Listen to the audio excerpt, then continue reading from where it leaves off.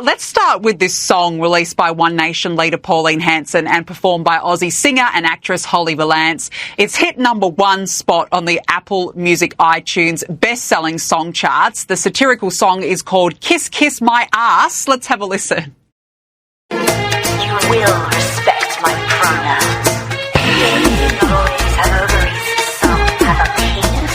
They say that I'm a he, that I'm a she, 'cause I gotta be another D. And I don't care what people say, I'll never be a him or the day. 'Cause I'm a real biological woman, a real biological woman. 'Cause you know I'm not, I'm the original thought. I was born this way, it's in my DNA. I'm a real biological woman. Angela, I love this. I love it because it pokes fun at the woke. But the funniest part of it all is that if enough copies are sold, the song could be forced to be played on stations across the country like Triple J. Can you imagine if the ABC had to play that?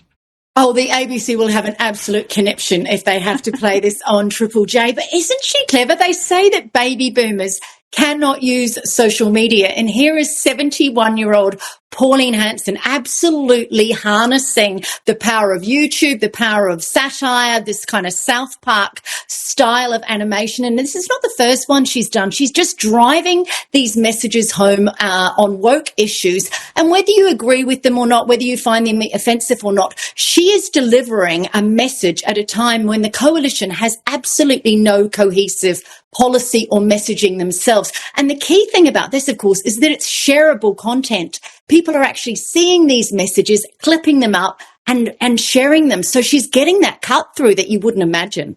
That's a really good point, actually. She is harnessing the power of social media.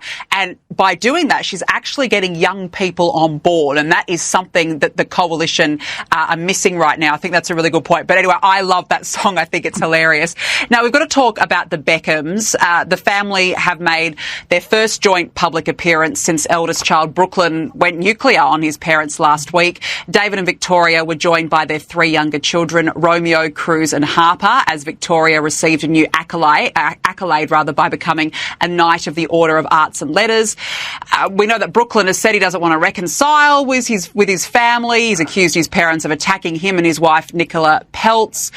Angela, look, when you see those photos, they certainly put on a brave and united face today, but it can't be easy behind the scenes. Look, to be honest, Victoria looked very fragile and very terrified when she came out. Of course, this was applauded for her. She was totally within her wheelhouse, fashion in France. She'd been to a fashion show beforehand. She'd been there with Anna Wintour, obviously the former editor-in-chief of Vogue. So she was completely with people that she was comfortable with, but she looked so uncomfortable. But this is what Brand Beckham does best. They get the family together. If you think about it, Danica, when David was where there was speculation that he had cheated on her and, everything points to the fact that he did all those years ago, she just came out fighting. So all the time with the Beckhams, it's all about messaging. But gosh, I so want to see that video of her dancing at the wedding. Everyone wants it. Someone must have it. Can we please just see it? I want to see if she really did hijack that dance, as Brookham claimed. Yeah, release the tapes, I say. Release the tapes. We want to see what this, quote, inappropriate dance was so we can put all this speculation, rumours to bed, because the memes have been absolutely hilarious.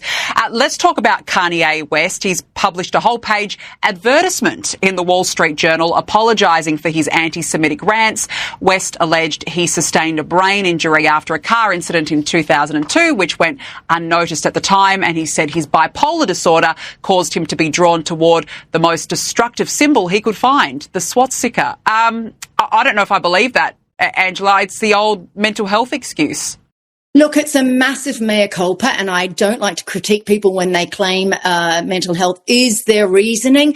But you know what? There's an apology and there is accountability. This is 2002, and some of the things that he has said in the last 23, 24 years have been absolutely appalling. Yes, in the Jew-hating space, in the anti-Semitism that he's shown, but also behaviours towards people like Taylor Swift at the MTV Awards, when he absolutely was mortifyingly humiliated her. So this behaviour's gone on for a very long time. Apparently, this decision to take out this ad was very much encouraged by his wife, Bianca Censori, who of course is Australian. She said to him, "You need to do this." But I want to see some proper accountability accountability from Kanye West. This is a 48-year-old man with 4 children. He needs to be setting an example, and I don't think being able to pay for one advert in the Wall Street Journal is enough of a recognition of his wrongdoing. Yeah, it certainly doesn't atone him for all the cruel and hateful comments that he's been making over the last few years. Exactly.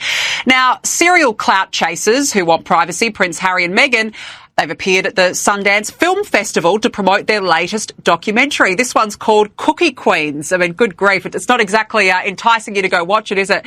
The film follows the story of 4 determined Girl Scouts as they navigate the multi-million-dollar business of cookie sales. But the doco is already turning out to be yet another flop for the couple. It failed to sell out and fill the theatre at the festival. Who would have thought, Angela? I mean, why don't they just bugger off to Montecito and stop with these business ventures that fail every time?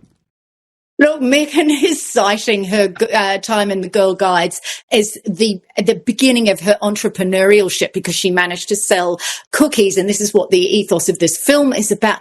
Honestly, she must sometimes go to bed at night and wonder, how the hell did I make the decision to turn down the Queen's offer of a Commonwealth role where she and Harry together could have had so much power and influence and meaning and purpose on the world stage? If you remember, the Queen offered the couple that role. They could have based themselves in Australia or Canada or any Commonwealth country and had real impact. Instead, their company, which has not been making much money, has putting out this Girl Guide film. Honestly, what a fall from grace. I think, the potential that this couple had, and they went and completely squandered it. And you know what? Want a quiet moment at home? I think they both know it.